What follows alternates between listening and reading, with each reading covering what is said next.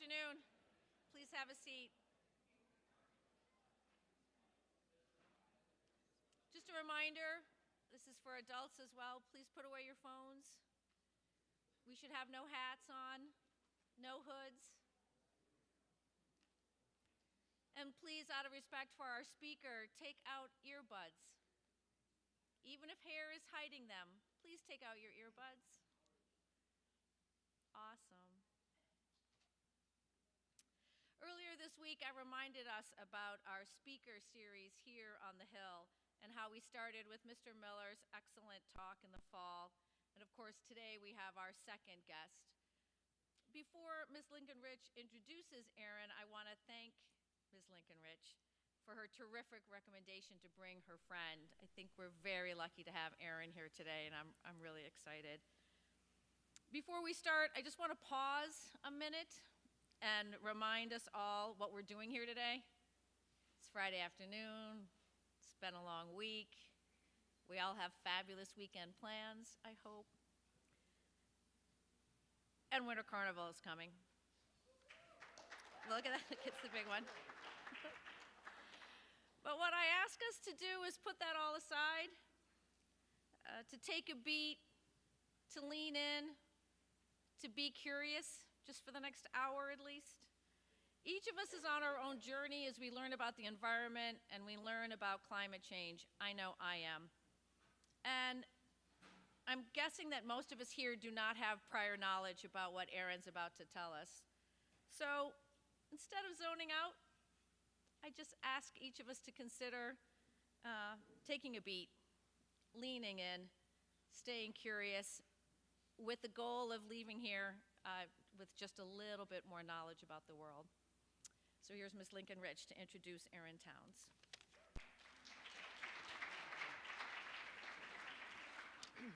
Thank you, Martha. It is my pleasure to stand here today to introduce Erin to our community. Erin is a digital and drone polar research photographer from Augusta, Maine. Erin is a National Geographic Graz Venner, I'm hoping I'm saying that right, teacher program fellow and a Polar Trek teacher program alumni. As a teacher with 24 years of classroom experience, she has traveled the world working with teachers and students, creating an interdisciplinary curriculum that combines the study of history, economics, earth, climate science, and visual arts. Erin is a graduate research assistant at the University of Maine, helping run programs that connect teens with polar STEM career field exploration opportunities in Arctic environments. Erin's artistic journey is a fusion of her deep love of the Arctic and Maine.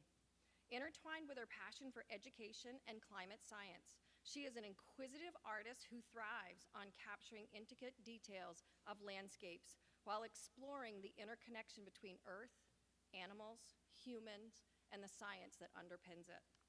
Through her lens, Erin embarks every day on a journey of self-discovery, finding optimism in the face of environmental challenges. Her work is action-oriented, seeking solutions, addressing the pressing issues of our time. Erin's fascination with humanity is evident in her ability to showcase diverse perspectives, creating a tapestry of stories through her lens. As a Maine-based artist, she draws inspiration from the beauty of Maine and our surroundings. Her photography is a celebration of Maine's unique themes, and it resonates universally. The importance is of preserving our planet. Through her work in the polar regions, she has worked to connect Maine students and our communities through this work. It's Erin's sincere wish that her work serves as a testament of the power of art and humans to inspire change and offer a fresh perspective on the world we inhabit. So now I'm going to share my why I asked Erin to join us for this speaker series. When it came out that we were doing our speaker series, Grounded in Maine and Connected to the World, I immediately thought of her in climate science. I knew she would be the perfect fit for this, and you guys are just going to really be amazed and excited by her work. We are connected through the little town of Wayne that we were together in. And I have found Erin to be courageous and brave. She's curious and grounded. She has a passion for education, exploration, and human connection. I followed her work from near and afar. Her work has both surprised me and provided me with a new way to see and think about the world we live in. Back in 2018 or so, Erin was working on the National Geographic Fellow Program, and she got an Insta360 camera. For those who don't know what that is, pre-drone, but it was the coolest pictures. I was completely blown away with what she could produce with that camera. The angles and views were something I had never seen before or even imagined could happen, and I was hooked on her work from that point. I looked those back up. They're on her Instagram profile. If you go back, you can see that was that old work. But what really struck me as we were talking last week about coming to Kensal and sharing her journey with you, and what she said is she said yes. She said yes to opportunities that came that she had no idea what she was getting into. And she kept saying yes. And these have given her this amazing journey that she's been on, and we're so fortunate that she is gonna share that journey with us. Think about saying yes to spending 6 weeks on a glacier in Alaska when you're not really sure. That's a big, courageous leap, and she did it. And I am so grateful that she's here today to share this story with us. So please, please listen with your heart and your eyes as you see what she's gonna share. Thank you.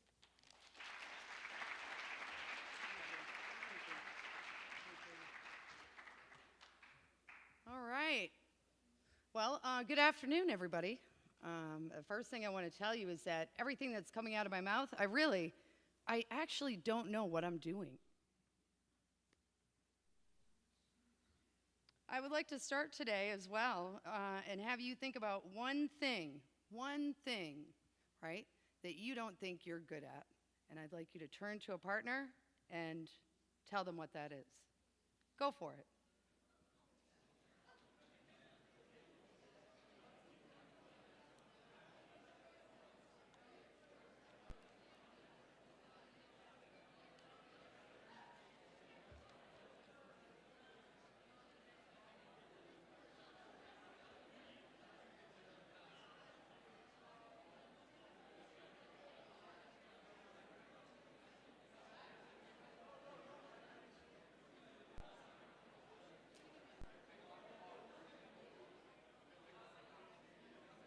All right, let's wrap it up.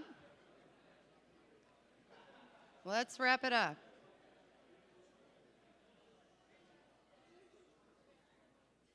All right, so you got your thing in your head, and now you know your neighbors, right?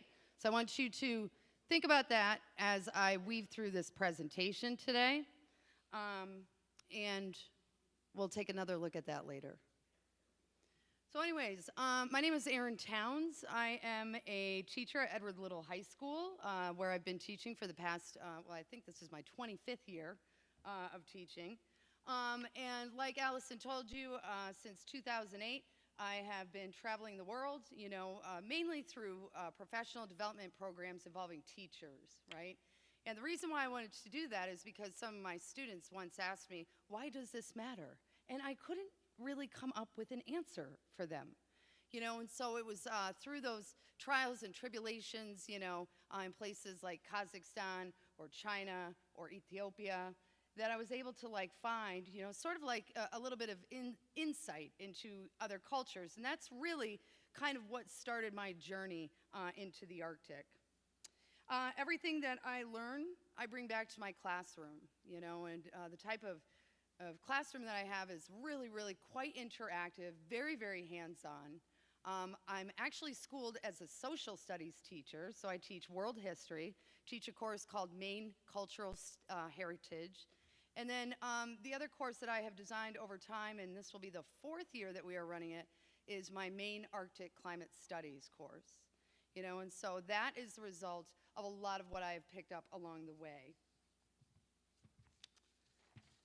All right, so, it's I was trying to figure out how I could explain where I started and how I got to where I am, So pardon me if this sounds a little befuddled for a moment, but maybe we will be able to follow it anyway.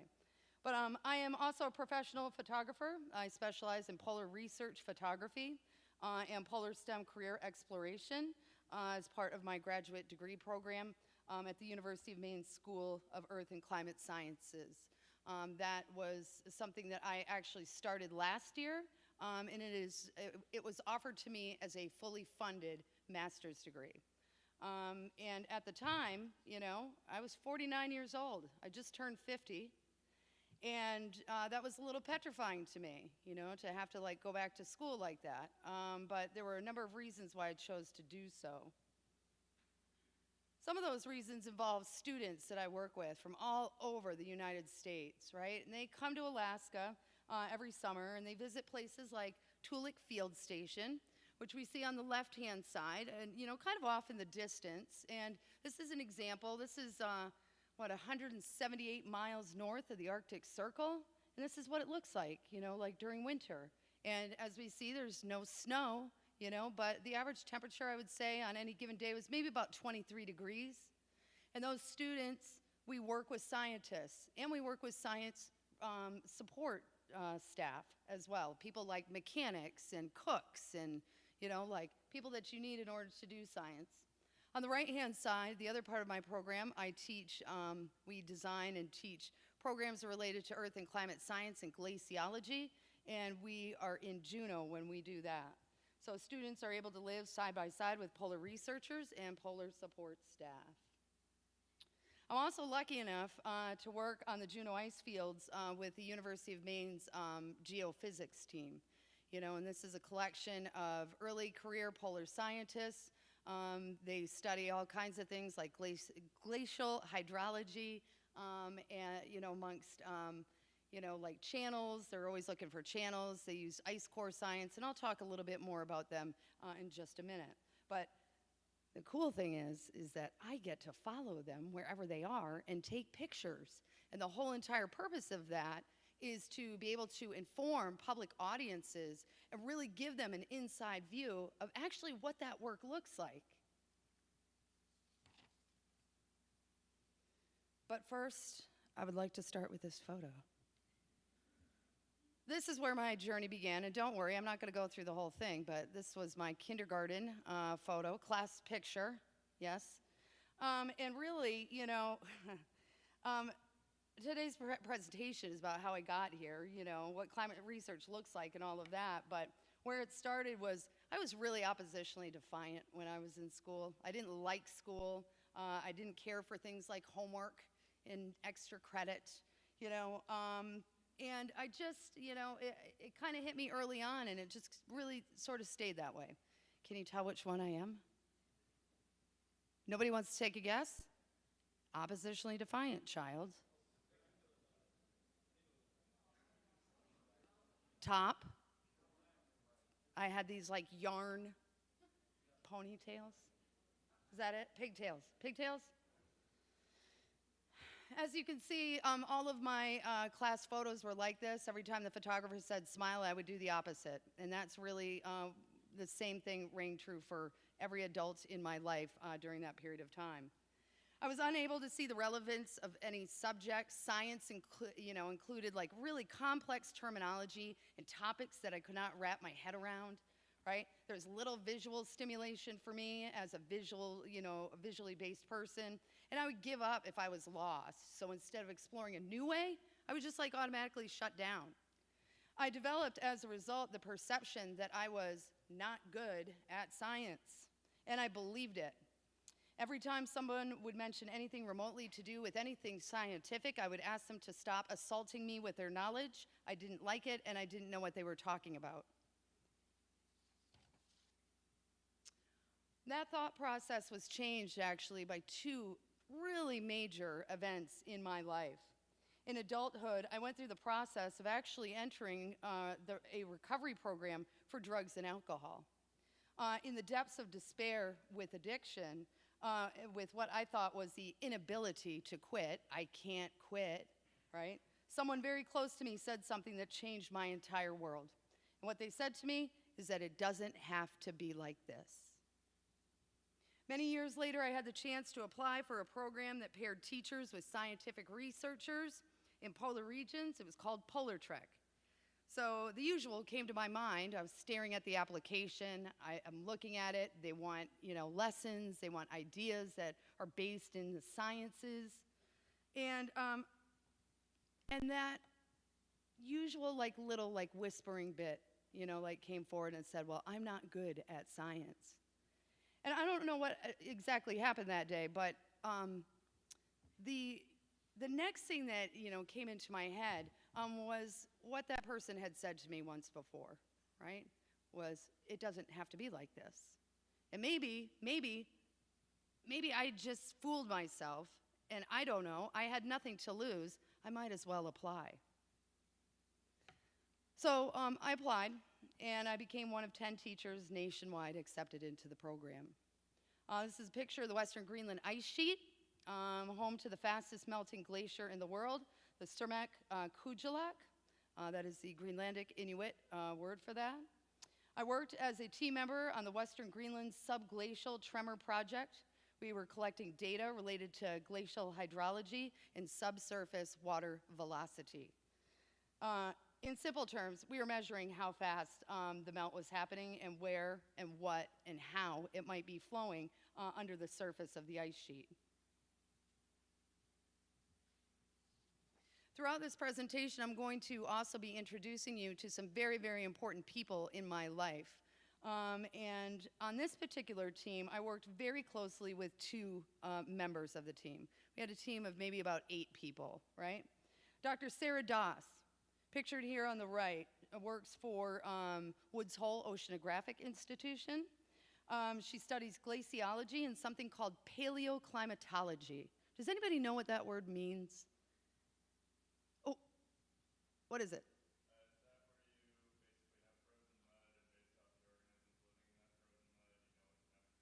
Absolutely. That is definitely one tool that they use in order to read, at the end of the day, what past climates were like, right? She's the woman who actually asked me to join the team. I once, was hiking with her before we left for Greenland, and I told her that, as an outsider, I didn't know what I was doing, or I was sure that, I wasn't really sure that I belonged on this team. And her response was that no one, including her, knows what they are doing. And she added that everyone feels like that. Science is the process of learning, adapting, failing, and readjusting as you go. So she told me to expect failure first. All right. The other young woman on the left-hand side is Kirsten Arnell. She's a lead polar engineer who is responsible for supporting scientists technologically in the field. So she would be an example of a support staff. She travels to help program equipment and troubleshoot it. She's been to the Antarctic and Arctic over 20 times, right? She is what is known as, again, support staff. So they make, without people like her, this project would not have gone. All right, so this is, I wanted to kind of show you what some of this science looks like. And first off, and the first thing that hits you when you're in one of these atmospheres is the sheer magnitude of the scene that is in front of you. It is absolutely mind-blowing. The picture on the left I took as our helicopter was landing. On the right-hand side is another one of our teammates, Dr. Mark Bain. He's a geophysicist from Boston College. He's preparing equipment for the day's work. The working day is really, really long when you're out there. You have to push in a lot because with the weather, one thing that you have to do is you have to learn that you have to wait, and you have to wait a lot. And there's never, ever any day that I can actually count on being on any helicopter, any plane, whatever it is that we need, right? It can be canceled as you are actually going down, the runway, and they'll turn you around, right? So that is a definite rule. So on good days, it's precious time, and time is needed to fulfill the objectives of sometimes what are multi-million-dollar projects, right? Scientists have to answer to those who fund them or never receive funding again. So scientists use a variety of tools while we're out in the field, and on this, it helps them learn more about what's going on in places far below the surface of glaciers and ice sheets. These are seismometers, and they are typically used to detect and measure earthquakes by converting vibrations due to seismic waves into electric signals, which we can then display as seismograms on a computer screen. What was interesting about this particular project is that the team was applying this technology to collect data that documented vibrations of different types of meltwater. that might lie below. So they could tell whether or not there was a channel, a river, or even a full lake. And yes, there are full lakes underneath some of these glaciers. The idea to place the sensors into the ice required us drilling, get this, 36 5-foot holes through glacier ice all over a specific area on the western Greenland ice sheet. And we were using an ice auger that you would see on the lakes here in Maine with the people that are ice fishing out there, right? Each hole could take between 10 to 20 minutes to drill, depending on how hard the ice was. And I would have to say that out of every job that we did while I was out there, this was by far the hardest. On the left, we can see a picture of Kirsten programming the data collection boxes called MEVO boxes that are attached to those cylinders. They're left on top of the ice sheet and tied to bamboo poles for the rest of the summer. And then they sit there and they collect that data. So let me ask you a question here, people. Why do you think bamboo would be used as that pole? I'm sorry, I ask a lot of questions. I'm a teacher. What do we think? Somebody? Yes, out back. The wind doesn't knock it down, and what's more is that ice is constantly moving, right? So in order to be able to hang on to that and to not have those two things separate, you needed to keep them together in that way.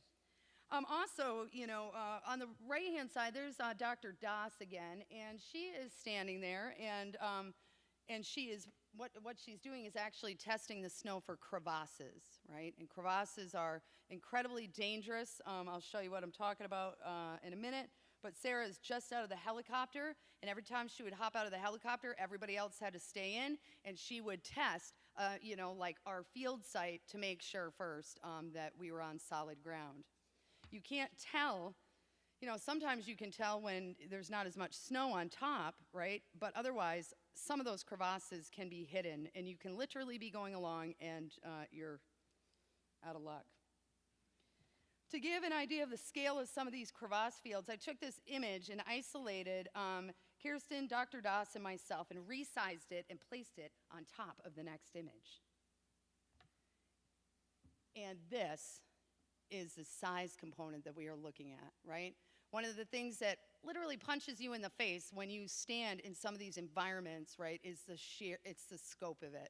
It's just massive, and it really looks quite beautiful, and I think also I like this image because not only does it show you the size, but it also shows you that glaciers are not all pristine and bright white, right? They carry with them an incredible, they're pretty much like scraping off the top of the surface of the planet and carrying all of those things with them. So as such, they are not, they can get pretty dirty. All right. Other things that I saw while I was there included seeing how the melting glacier was impacting society and communities in Western Greenland due to warming climate and sea level rise primarily. For example, this is where people live, right? And this is in Western Greenland. It's what you see in back are icebergs that are coming off of that glacier. And this is the Ilulissat Ice Fjord, which is a World Heritage Site. And every single day that you would come out, it would look different, right? I called it the moving museum of ice. That stuff also, really, really impacts fisheries in this area. Primarily not so much in, what is available for fish. That's not really, the gig, but it's really how they go and fish and what they do for work. So this is a Greenlandic Inuitman, and they are busy catching fish. And then, of course, there's the economic impacts of huge icebergs calving off of the ice sheet. And I like to use this photo because it gives you an example of the scope of some of these icebergs. Icebergs aren't just like little things that kind of bob around. I mean, they can be, okay? But they can also be like these huge, massive things. And what you see above the water, keep in mind, is a lot more below the water, So you can't see the majority of the ice that's here. And the way that that moves is it will move and then it will stop, right? If it's too big, it'll get caught right on the ground. And then that water comes rushing past it, and it sort of, erodes it down, if you will, melts it down, really. And then the iceberg will start to move again. So, yeah. So this is the Illilasat. This is their center harbor where all of their economics takes place. We saw firsthand restaurants, around that place that were just reopening after being shut down for months due to a large iceberg like this, right, grounding itself right here at the entrance of that harbor. Now keep in mind this is Greenland, right? Greenland has about 84 towns, give or take. None of them are connected by roads. Anybody want to take a guess why there's no roads that connect? There's roads inside the town, but no two roads that connect the towns together. I can't drive from one town to another in Greenland. Why do you think that is? Yeah, just ice. And what about it? It's moving constantly, right? Yeah. Nice. Thank you, Outback. It's great. Thank you. All right. Then we also have the impact on, trading routes and world competition lining up in the Arctic. One of our senators is Senator Angus King. And Angus King went out and he founded something called the Arctic Caucus. And his partner on that project was somebody by the name of Senator Lisa Murkowski out of Alaska. Now ask yourselves this question: why would Angus King bother, right, doing all of this work and creating, this partnership with Alaska? And the reason being is because they are preparing for more melting, specifically more so of sea ice in the Arctic. And if that happens, then the first stop for ships coming from all over the world that are going to use that path will come straight through Portland. So you also see a tremendous amount of work being done on the Portland waterfront, in some of the deep water ports, Eastport, Searsport, right? And they're building that up, and they're building business up. And part of the reason on that is because they are looking towards the future as it stands right now. Sled dogs, right? So another impact, changes to dog sledding culture, something inherent in indigenous communities. Greenlandic Inuit, in this case, have traditionally used sled dogs for over 3,000 years, right? What we see here is the dog on the left-hand side does not have a chain on. Greenlandic sled dogs are only found in Greenland. You cannot actually bring a dog of any other breed into Greenland. Like there's no outside dogs allowed, right? And so they keep it pretty pure. After a year, they are chained. The reason being is because they love to run. They absolutely love to run. As a matter of fact, I'm a runner, so sometimes I'd get up in the morning and I'd go running, and all of the young dogs, right, I would look, and they were following me. It freaked me out a little bit, I'm not going to lie. All right. So these dogs are being replaced with these things instead. So if I can't get to my traditional fishing ground using sleds, right, and sled dogs, then I have to revert to one of these two things. Also, police and fire department, all of that, also have a lot of snowmobiles. There are a few things that scientists believe are exacerbating the issue of melting in the Arctic. One anthropogenic or human-created example is the impact of ecotourism, right? With airlines and cruise ships bringing enough tourists to triple the town's population 4 times over in just one day. There were 50,000 tourists in 2021, more than 10 times the town's population. So imagine, right, that you had 50,000 people come through just your campus.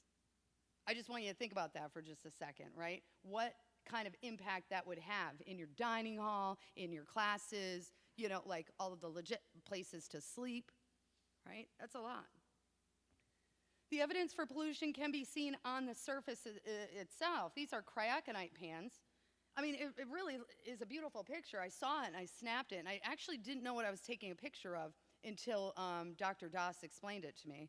But kryokonite pans these are filled with snow. They're holes. Once it melts, pollution in the form of black sludge coupled with bacteria speed up the melt due to the dark color and chemicals present. And we know that albedo, right, once compromised, it just starts a positive feedback loop in which the darker colors come in, the warmer it's going to get, and over and over and over. Scientists are studying the impact on meltwater velocity rates of things like this. All right, so my work with the University of Maine takes place on the Juneau ice field. The ice field is important to scientists as it serves as a vital indicator of climate change, and monitoring its behavior helps to predict future sea level rise and changes accurately. The data that is collected here is used by the Department of Defense, the United Nations, and numerous agencies that design mitigation and adaptation planning for regional and global communities affected by rising sea levels. The ice field serves as a natural laboratory for glaciological research. This is one of my favorite photos that I took of the UMaine Polar Geophysics team, but this is a collection of early career polar scientists that are doing that kind of work out there. And although they are hamming it up in the photo, they are serious about the work that they are doing, and they are on the front lines of trying to solve some of the world's largest environmental issues. I would say that their ages range anywhere from 21 to 31 of the people in that. And the young man that's standing in the way back, left-hand side, he works for NASA already, and so they are testing a hot water ice core drill up there that they want to, it has something to do with a big project called Europa, which is trying to find water on one of the moons of Jupiter.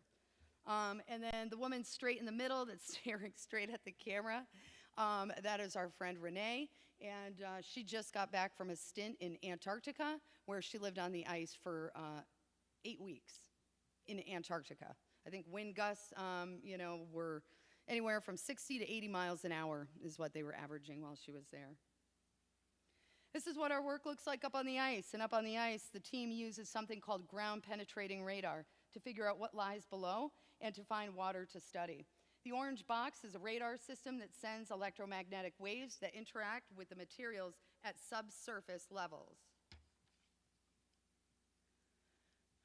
What we see here is a picture of one of our teammates. This is about safety, right? So you notice that she's on skis, she has a helmet, right? She's got, like some climbing gear and a harness on. And the reason being is because if you are off the snowmobile on that ice field, you are on skis. And the hope is that if you happen to fall into a crevasse, the ski will catch you, maybe. Last summer, we surveyed over 100 miles of the ice field, collecting data that is being analyzed to inform our upcoming summer field season. So like usually you can have days that are bright, beautiful like this, right? This is a black and white image. Maybe I should have gone with color. I don't know. But nonetheless, right? You've got days like this, and then you've got your days like this where you cannot see, 5 feet in front of you. And if it's at least manageable and you can kind of navigate it, you're going, right? Because again, multi-million-dollar projects. Aside from collecting data using GPR, scientists are also use ice cores to study glacier dynamics, paleoclimatology, or the history of past climates. This is a composite photograph that I just started working with composite photography this year. And it shows a radargram from one of these ground penetrating radar, sessions, or scans, excuse me. The dotted line. Right here, right? Can you see this? That dotted line, right? Here indicates the place where Kaylee, right, will drill an ice core. She has a Kovacs hand drill in her hand in this picture, and the ice drills, a lot of ice drills come, of course, in many different forms and sizes depending on the job itself. So a couple of things about ice cores. There it is. All right, ice cores are collected on the ice field and sent back to the University of Maine's Ice Core Lab. Great care is taken because it's expensive to conduct this kind of research, and the products need to be protected. Ice freezes whenever it is in the atmosphere when ice freezes, whatever is in the atmosphere at that specific time is captured in the air bubbles in the ice. This can include things like dust, volcanic ash, or also can include human pollutants and chemicals. The water from the core is melted using a tool that divides the outer layer of the core from the inner layer of the ice core. This reduces impurities on the ice's outer layer that may have been picked up during transit. The water is collected and labeled, and then it's run through a machine called a mass spectrometer. My friend Hannah here, she's measuring tiny particles inside the ice. Inside that machine, the water gets turned into vapor, kind of like steam from a kettle. This vapor contains different isotopes with different numbers of neutrons in their nuclei, and they can read it. So depending, isotopes can reveal a lot about where the water came from and what processes it went through. Certain isotopes can reveal if the water came from melting ice, precipitation, or even an ancient ocean. By comparing these ratios with known patterns, scientists can decipher a lot of information about the environment when the water was frozen into ice. So I kind of wanted to, sort of begin to wrap up this presentation by showing you what it's like to live, on an ice field during field season. So we live in a camp on the ice field built by the Juneau Ice Field Research Program, which I will discuss more about later. You definitely want to listen to it because there's some opportunities there. But anyways, the structures are rudimentary. They consist of bunk beds made of wood, no mattresses, no electricity. We've got a generator that they will maybe turn on for a half hour to an hour, to charge some things. And then, of course, there's absolutely no heat. So the gear that you have to bring is extensive and includes all kinds of things like really, really high-tested sleeping bags and all kinds of stuff. And every night I went to sleep, I was dressed fully in all kinds of gear with hat, mittens, inside my sleeping bag that had like a hood on it that I could like tie my, anyways, yeah. We have to ski up a large hill every single night after we are done with work, which can be, which can be as late as 10 p.m., and that's because it's still plenty light out at that time, given the 18 plus hours of daylight during June and early July. So they're going to cram as much work in as you can. There are times on the ice, where you are like, I was tired, I'm really tired. There are times where you get really cold. It's summer, but the ice field, it's 23 degrees, maybe sometimes 19, right? And you almost have to push through your brain to get back, and remain calm. You got to remain calm, and so sometimes it can be a chore that way. Living in conditions like this results in the team becoming very close, right? I consider these guys, they're my family. And frankly, we will be friends for the rest of our lives. And that's because you count on each other, you help each other, you look out for each other. Best of all, we have a lot of fun. Going back to graduate school, like I said before, I had zero background in any kind of earth or climate science. It was really intimidating. I was petrified, and these individuals were my lifeline, and did and continue to help me with all they have every single day. So I do not know where I would be without their support. And what we see here are a number of early career polar scientists, really incredible individuals. At the top right-hand corner, that is my advisor. His name is Dr. Seth Campbell. A funny thing is that Dr. Campbell and I went to undergraduate at the University of Maine at Farmington and really kind of ran back into each other. And it's after 20 years, and he was the one that funded my graduate work up at the University of Maine. Over here, too, I wanted to kind of take a look at the lady on the bottom left-hand corner. That's our friend Renee. And what you see are some pretty significant tan lines across the face, right? And the reason being is because while you are up on ice, you better have some eye protection on, or you can get something called snow blindness, right? Because it is so bright, it will literally burn your eyeballs right out of your head. And from what I understand, it's like having a ton of like little needles in your eyes when you like close them. I hope I never know what that is.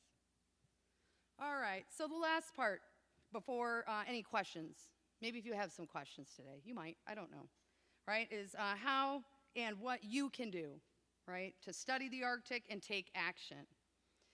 First off, I'm going to recommend that you get informed. Researching what is going on at the state and national levels in terms of addressing warming climate impacts and geopolitical strategies is one way to get involved, especially if you are social, studied-minded individual.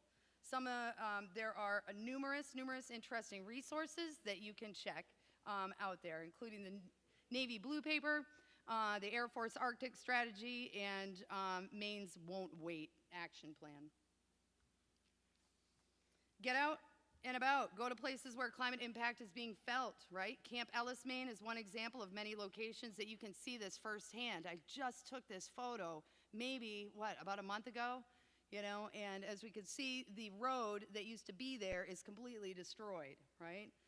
Document what you see. Get it out there. You do not have to be a professional photographer to do it either. See for yourself and trust your own eyes, right? Use social media in a productive way, and the reality is that things can change. Don't dismiss or underestimate the little changes in life. Take more walks. Go for a bike ride. Turn off the lights. Use less heat. Stop using plastic bags. Reduce your waste, and eat more veggies, right? Try something different. There are a number of local and state visual artists who also specialize in the creation of all things Arctic. Find their exhibitions and go see them. Locate Arctic-based accounts on TikTok or Instagram and follow them to learn more. Create your own environmental, political, or social commentary piece about your city, state, or country and push them out to educate the public. This was a high school composite photography project called Glaciers in Maine that combined imagery I took from the Western Greenland ice sheet with images students took of evidence of sea level rise in Maine and its impact on tourism. And if you really want to go out, perhaps the Juneau Icefield Research Program is for you. The program is open to high school seniors and undergraduate college students and provides an educational and expeditionary experience in the stunning coastal mountains of Alaska and British Columbia. Students are given a wide range of training in the earth sciences, wilderness survival, and mountaineering skills, and provide unique opportunities for team building and personal growth. Students spend 8 weeks traversing the Juneau Icefield on skis and participating directly in groundbreaking research with polar scientists and science communicators. There's more information available on their website. You can Google Juneau Icefield Research Program, or you can always reach out for me for help or information. The only prerequisite for participation is motivation, people. So, in conclusion, if you're listening to this presentation and thinking to yourself, I couldn't do this, I'm not a glaciologist, I can't ski, I can't climb, I can't change anything, I'm too young, I'm too old, or whatever else that brain of yours is lying to you about, just remember, it doesn't have to be like this. Thank you.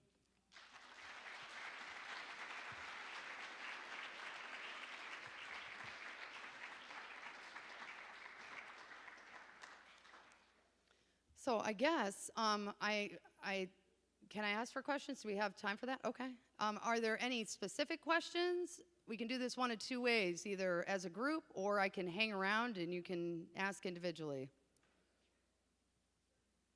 Do we have anybody? Okay, I'll back. There you are again. Thank you. Third time's the charm.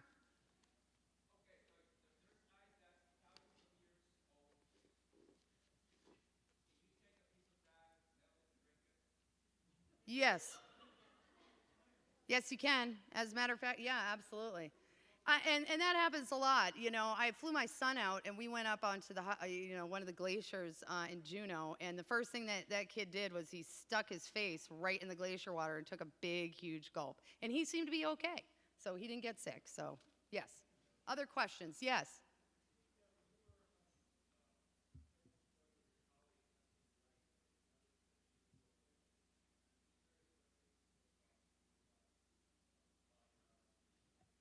I'm going to ask you to repeat that because I can't quite.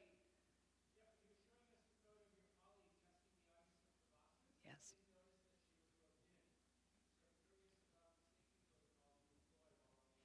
The safety protocol for that, the question is, inquiring about the safety protocol, on the ice, and my colleague who was testing the ice with that, pole. And usually she would be tied right to the helicopter. The only reason why she wasn't is because she had already been out there, like the day before, and, but primarily she would have been tied right, onto the helicopter itself. Yeah. Questions? Yes.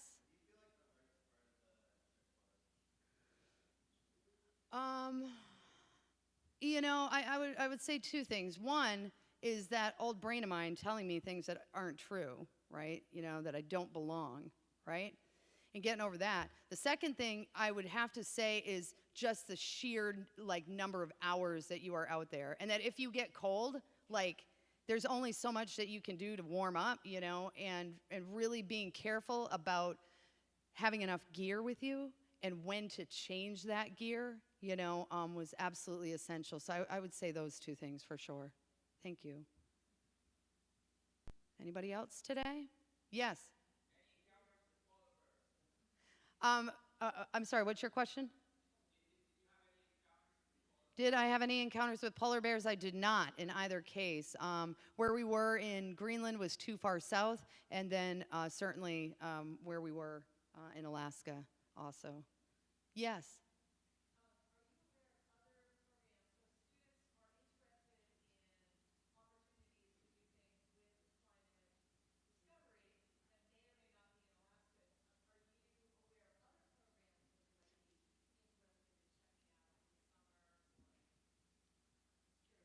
Yes, the question is, are there any other programs that high school students can, participate in order to research this kind of stuff? There is a program, I want to say, it's in Greenland, the University of Nuuk maybe, and it allows students on an exchange, and they start, I think their junior year or senior year, and the first part of it is virtual, and you're part of a cohort, and then you have a field experience at the end of that. But I would have to definitely do some more digging to find out the answer to your question beyond that. Yes, right here. So what kind of drone do I use for my photography? I have a Mavic Pro, Mavic 2 Pro, my older drone. We fly up on the ice with Mavic Minis, so Mavic 3 Minis with students primarily.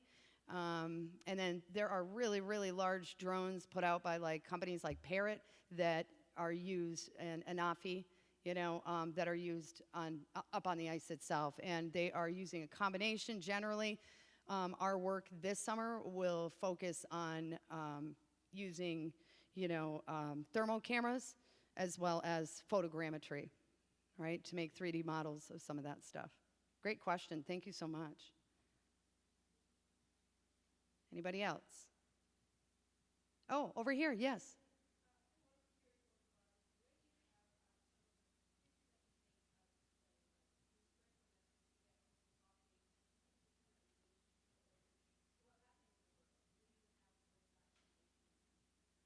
Okay, so where do I have that information of my stuff for people to look at and spread that information more? I do have my professional Instagram account, which is Erin_Towns_photography. So that's one place. I also do have a website, erintowns.me.